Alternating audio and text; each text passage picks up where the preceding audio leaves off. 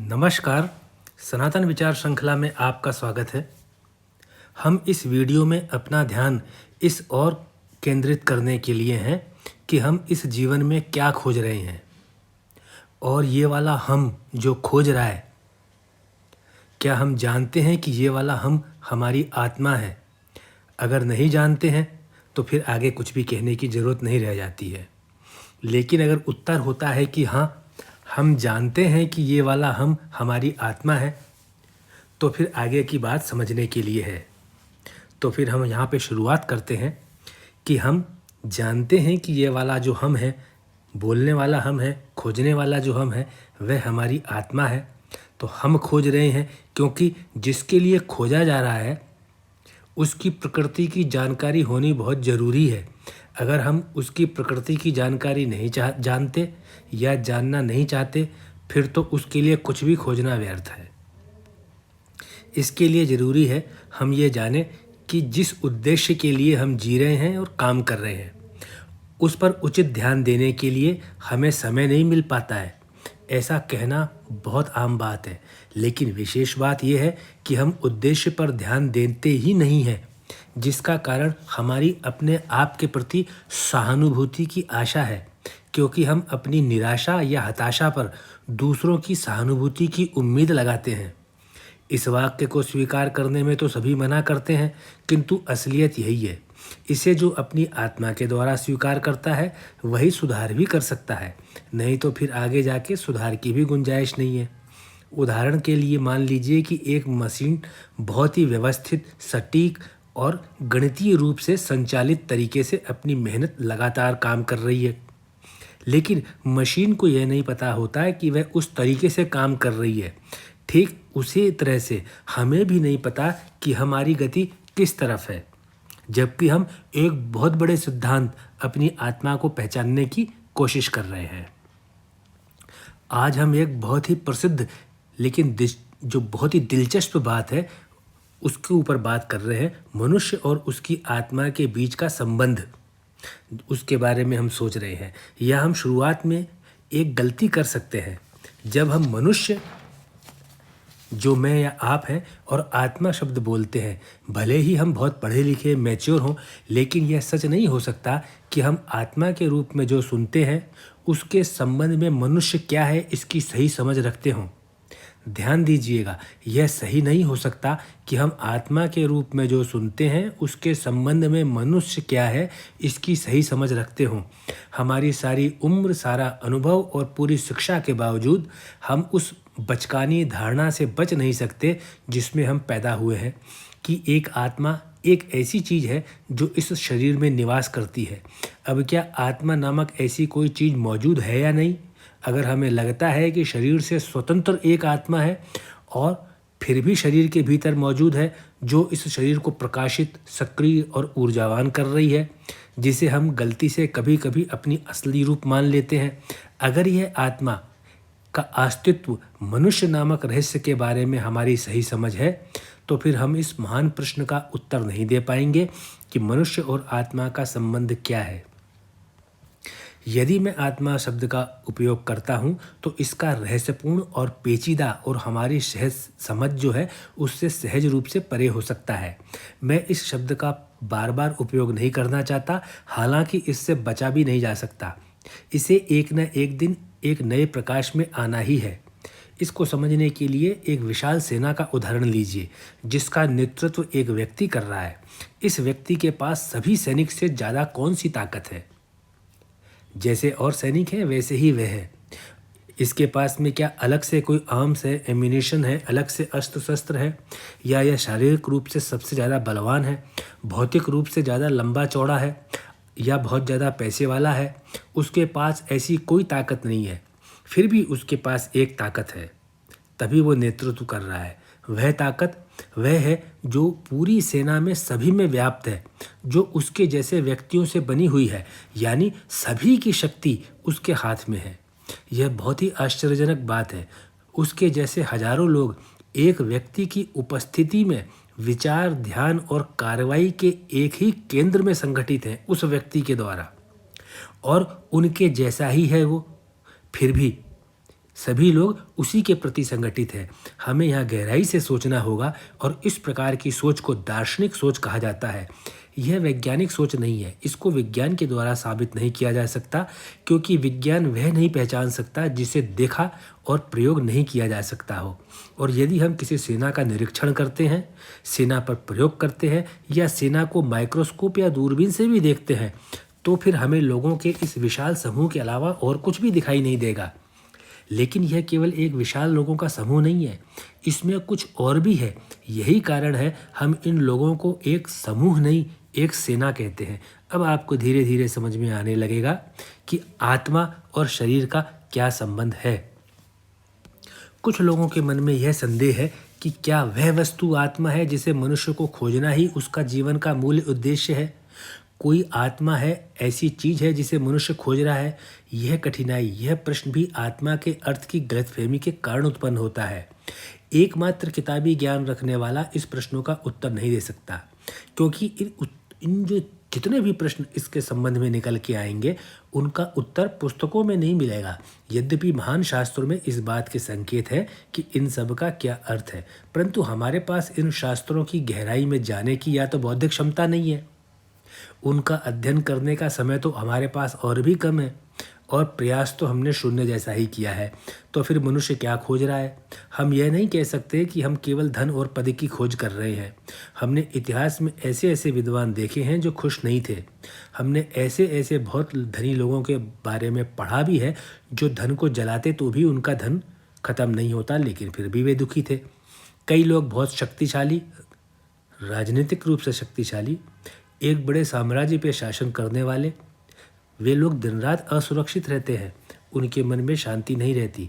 तो कोई ना कोई ऐसी चीज़ है जिसकी कमी हर किसी को है, चाहे वह व्यक्ति शारीरिक रूप से, भौतिक रूप से, आर्थिक रूप से, राजनीतिक रूप से कुछ भी क्यों ना प्राप्त कर चुका हो। कुछ कमी है जो हमें आपको उसको हर समय चिंतित रखती है। एक बहुत अमीर आदमी हमेशा किसी न किसी बात को लेके चिंतित रहता है, वह चिंता में डूबा रहता है, सोचता रहता है और अपना सिर खुजलाता रहता है। कुछ लोग जो गरीब हैं, वे लोग सोचते ही केवल उनको चिंता होती है, ऐसा सोचते हैं उन गरीबों के लिए ही चिंता है। जो गरीब है वो केवल गरीबों के लिए ही चिंता सोचते हैं कि ये चिंता केवल गरीबी की कारण है। चिंता के मामले में एक अमीर आदमी एक गरीब आदमी से ज़्यादा बदतर है उसका जीवन। जब कोई व्यक्ति अपनी शक्ति खो देता है, वह बहुत शक्तिशाली पद से इस्तीफा दे देता है या सेवानिवृत्त हो गया, रिटायर हो गया, तो उसने तो कुछ खोया है। क्या खो दिया? उसने क्या खोया है? वह तो वही आदमी है जब वह पद पर था जैसा है। सेवानिवृत्त व्यक्ति वही आदमी है जो वह उस पद पर रहते हुए था। जो चीज़ उसने खोई है वह क्या चीज़ है जिसे वह अपने आँख से तो नहीं देख सकता, लेकिन यह उसे पूरी तरह से बेचैन कर सकती है, उसे गतिहीन कर सकती है। यह पद जो था उसके पास कोई भौतिक आसद नहीं है, यह एक अवधारणा है। हम अवधारणाओं, विचारों, मूल्यांकनों और आकांक्षाओं की दुनिया में जी रहे हैं। क्या हम मानते हैं कि एक भौतिक दुनिया है? मैं शंकराचार्य और अन्य लोगों द्वारा प्रतिपादित सिद्धांतों के दार्शनिक पहलू में नहीं जाता कि दुनिया माया है। वे ऐसा कहते हैं, हम उस पर बात नहीं करते। हम धीरे धीरे अपनी आंखें खोलेंगे और पाएंगे कि जो उन्होंने कहा है उसमें पूरी तो सच्चाई है। हम एक अपने सामने मेज देख रहे हैं, हम अपने सामने पेड़ देख रहे हैं, हम किसी इमारत में बैठे हैं या हमारे सामने कोई इमारत है। हम दुनिया को कठोर और ठोस देखते हैं, फिर हम इस माया को असत्य कैसे कह सकते हैं? हमें एक दिन एहसास होगा कि हम एक असत्य दुनिया में रह रहे हैं। हमारे आसपास जो लोग हैं वे हमारे लोग नहीं हैं, और हमें एक दिन पता चलेगा कि यह वह नहीं है जिसे हम चाहते थे, अन्यथा कोई दुख और शोक नहीं हो सकता था। ये वे उपकरण हैं जिनका हमने जो स्वार्थी रूप में उपयोग किया है। हम लोगों और चीज़ों का बहुत सूक्ष्म तरीके से शोषण करते रहे हैं। हम खुद शोषण करते रहे हैं हर अपने चीज़ का, यह देखने के लिए क्या वे हमारे जीवन में खोई हुई चीज़ों के स्थान हैं। हम परेशान भी रहे हैं। जब हम कुछ खोने से परेशान होते हैं तो जानने और समझने की बात है कि हमने कुछ भी भौतिक नहीं खोया है। भौतिक दुनिया अभी भी है, हम इसे कैसे खो सकते हैं? हम इसमें बैठे हैं, हम कैसे कह सकते हैं कि हमने इसे खो दिया? पूरी पृथ्वी हमारे पैर के नीचे है, हम उसी पर खड़े हैं, हमने इसे नहीं खोया है। हम यह नहीं कह सकते कि मैंने पृथ्वी को खो दिया। हमने क्या खोया है? हम क्या खोज रही हैं? ऐसा क्या है जो हमें बेचैन और दुखी बनाए हुए है? वह खोजना आवश्यक है। कुछ मिनट पहले आत्मा शब्द के संबंध में जो कहा गया है, उसके आलोक में, उसके प्रकाश में मैं आत्मा शब्द का प्रयोग केवल उसी आलोक में कर रहा हूँ और वह मूल्यांकन हमारे मन की आंखों के सामने होना चाहिए। जब हम आत्मा शब्द का उच्चारण करते हैं कि मनुष्य आत्मा की खोज में है, हम आत्मा के बारे में नहीं सोच सकते। हम इस तरह से बने ही नहीं हैं क्योंकि हम इसे नहीं देख सकते, क्योंकि हम जो देख नहीं पाते हम उसके बारे में विचार नहीं कर सकते। कौन विश्वास कर सकता है कि इस दुनिया में हर जगह एक आत्मा है? हम कोई दूसरी चीज़ तो मांग नहीं रहे हैं। जब हम अपने अस्तित्व में अर्थ को ही खो देते हैं तो हम कह सकते हैं कि मैंने अपनी आत्मा खो दी है। जो लोग शौक में हैं, परेशानी में हैं और जिन्होंने अपनी संपत्ति और सारी चीज़ें खो दी हैं, उन्हें कभी कभी लगता है कि उन्होंने अपनी आत्मा खो दी है। मैंने अपना सारा महत्व और अर्थ खो दिया है, मैंने सब कुछ खो दिया है, जबकि उन्होंने अर्थ नहीं खोया है, क्योंकि उन्होंने अपने जीवन में अभी तक इस अर्थ को खोजा ही नहीं था। और जिसे खोजा ही नहीं गया, जिसे पाया ही नहीं गया, तो जिसको खोजा नहीं गया, जिसको पाया नहीं गया, उसे खोजा कैसे जा सकता है? वह खोया ही नहीं जा सकता है। कभी अर्थ खोजा ही नहीं है। यहाँ तक कि जब वे जीवन के सभी साधनों के भौतिक रूप में स्वामी थे, तब भी उन्होंने जीवन में अर्थ को नहीं खोजा। जीवन का अर्थ एक व्यापक प्रभाव, एक शक्ति या अधिकार है, और दुनिया में सब कुछ केवल एक वैचारिक व्यवस्था है। एक गहन दार्शनिक मन ही इन रहस्यों को खोज सकता है। इसलिए यह सच है कि हम जीवन में अर्थ खोज रहे हैं, लेकिन यह खोज बिना समझे है। भले हमें बहुत सी भौतिक वस्तुएं मिल जाएं, लेकिन वे अर्थ तो नहीं बनेंगी। हम अच्छी तरह से जानते हैं कि जीवन में अर्थ का खो जाना कितना दुर्भाग्यपूर्ण है। अर्थ खो जाने पर हम एक पल में पागल हो जाएंगे, और फिर वह अर्थ क्या है? यही जीवन की आत्मा है, जिसको जीने में मज़ा आता है, जिसके कारण वही उसकी आत्मा है। प्रत्येक व्यक्ति के पास जीवन के अर्थ की अपनी अवधारणा होती है। इसे हम जीवन का दर्शन कहते हैं। हर किसी का अपना दर्शन होता है। हमारे पास जीवन के एक प्रति दृष्टिकोण होता है। हमारे पास चीज़ों की एक व्याख्या होती है, और हमारे पास दुनिया की सभी चीज़ों का एक मूल्यांकन होता है। यही हमारा दर्शन है, और यही वह अर्थ है जिसे हम चीज़ों में खोजना चाहते हैं। लेकिन यह अर्थ कभी मिलता नहीं है, क्योंकि यह चीज़ों में होता ही नहीं है, तो मिलेगा कैसे? अब हमें जानना चाहिए कि आत्मा क्या है। आत्मा एक शक्ति है, यह कोई वस्तु नहीं है। यह एक ऐसी शक्ति है जो अस्तित्व के उन हिस्सों को एकजुट रखती है जिसे हम व्यक्ति, संगठन, दुनिया, मानवता कुछ भी कह सकते हैं। तो आत्मा एक ऐसी शक्ति हो सकती है जो हमारे शरीर के अंगों को एकजुट रखती है, और इस अर्थ में हम इसे आत्मा कह सकते हैं, क्योंकि अन्य लोगों को भी अपने जीवन में एक अर्थ महसूस करने की आवश्यकता होती है। इसी तरह जिस संगठन को हम परिवार या समुदाय कहते हैं, या उससे भी बड़ा संगठन जैसे पूरा राष्ट्र या पूरी मानवता, उसे एकजुट रखना भी जरूरी है, अन्यथा मानवता नहीं रहेगी। मानवता एक ऐसा शब्द है जिसका हम बिना यह समझे इस्तेमाल करते हैं कि इसका क्या मतलब है। यह एक साथ बैठे हुए लोगों का समूह नहीं है।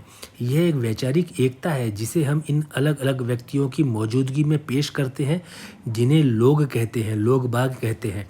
मानवता एक है, हालांकि लोग बहुत हैं। हमारे व्यक्तिगत जीवन में, जो हमारा पर्सनल लाइफ है, हमारे व्यक्तिगत जीवन में हमारी अपनी पसंद होती है, और हम अक्सर अपनी बात पर अड़े रहते हैं। मैं जो कहता हूँ वही करना चाहिए, ऐसा हम कहते हैं। मैं जो कहता हूँ वही कीजिए, बाकी सब कुछ छोड़ दीजिए, ऐसा हम कहते हैं। जब हम इस तरह बोलते हैं, सोचते हैं, तो हम कल्पना करते हैं कि जीवन में हमारा अर्थ हमारे अपने शरीर से निर्धारित होता है, और हमारी आत्मा केवल शरीर के अंदर होती है, चाहे वह कुछ भी हो। लेकिन हम हमेशा ऐसे नहीं होते। हम अक्सर दूसरों के अस्तित्व में भी इस तरह का अर्थ खोजने के लिए एक बहुत सुलझा हुआ दृष्टिकोण रखते हैं। यही मानवता की सही परिभाषा है, जिसके लिए हमें एक राष्ट्रीय आत्मा को पहचानने की आवश्यकता है कि मैं अपने राष्ट्र के लिए काम करता हूँ। जब हम राष्ट्र के लिए काम करते हैं तो हम किसके लिए काम कर रहे होते हैं? किसी देश के नागरिकों के रूप में माने जाने वाले लोगों की संख्या को राष्ट्र नहीं कहा जाता है। यह फिर से एक अदृश्य चीज़ है। मैं इस बात पर जोर दे रहा हूँ कि दुनिया अवास्तविकता है, वास्तविक नहीं है, माया है। यह हमारे दिमाग में केवल एक विचार है। अगर हम इस मामले में गहराई से जाएं तो यह भौतिक रूप से मौजूद ही नहीं है। लेकिन राष्ट्रीय भावना की बड़ी विचारधारा है, हालांकि अदृश्य है। वह है जो लोगों के दिलों को हिला सकती है, लोग अपने राष्ट्र के कल्याण के लिए दिन रात काम करते हैं। जो राष्ट्र केवल लोगों का समूह नहीं है।